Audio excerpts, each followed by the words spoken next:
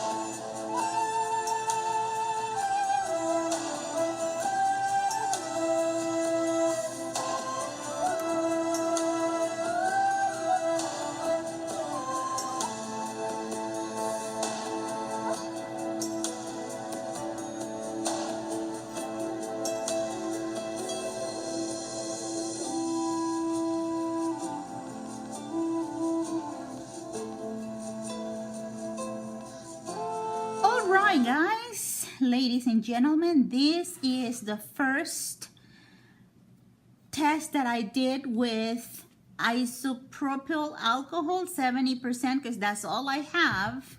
But you can see the effects in there. It does create some very nice effects, even some spaces in here for the eye to rest. So I think that if this was used in a canvas, I think it would still look good.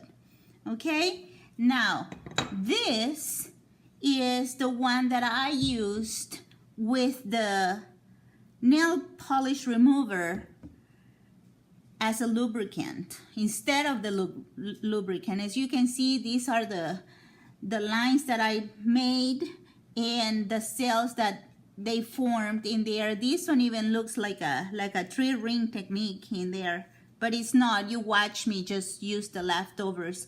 And these were just drops of white that I used in those spots while it was still wet, while it was still fresh, and it dried like this. So thank you so much for joining me today, and until next time, keep pouring